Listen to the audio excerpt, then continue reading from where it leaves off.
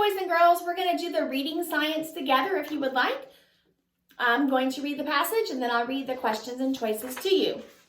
Possum Creek.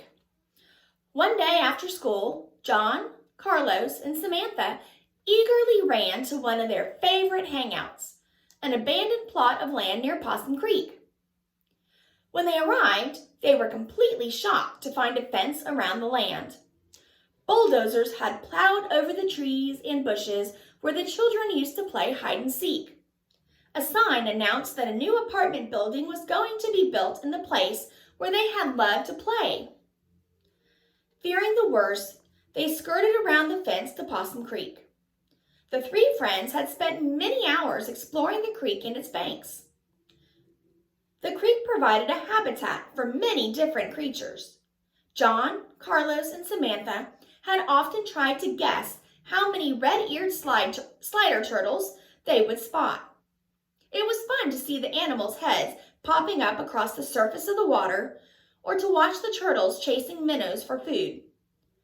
The minnows were also food for perch and other bigger fish. One time, the kids saw a heron waiting for the fish. A heron is one of those big, tall birds. On another trip to the creek, the kids had discovered over 75 tadpoles swimming in a shallow section where the algae grew. Some of the tadpoles were just beginning to get their legs. A few days later, Samantha was sure that the tiny frog she found used to be one of the very same tadpoles the group had seen earlier. Sometimes the children had even spied rabbits chewing seeds from the many plants that grew along the creek's banks. Woodpeckers left tiny holes in trees where they hammered the bark trying to find insects. Squirrels built nests for their babies in the taller trees. The children often collected chewed pine cones that the squirrels tossed to the ground.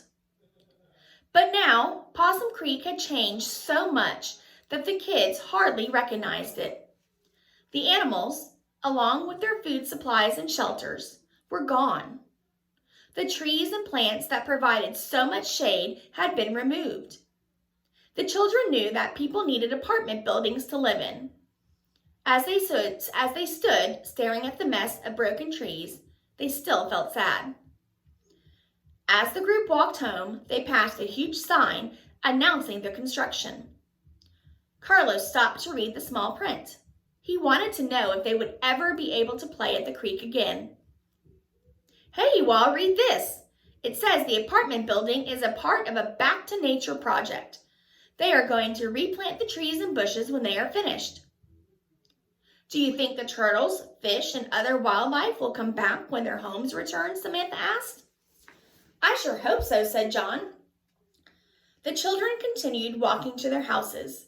They knew that the creek ecosystem would not be the same for a long while, and they knew that they would have to find new places to explore.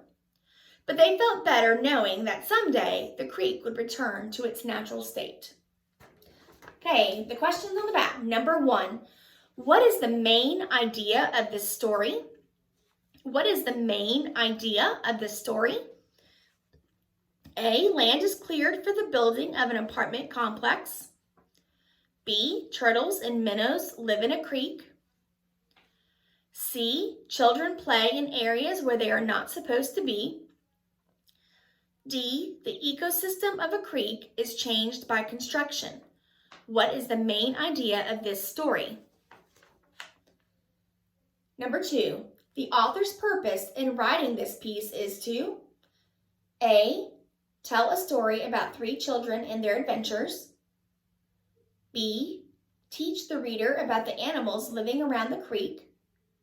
C, show what happens when humans make changes to an environment. D, tell the steps involved in building an apartment complex.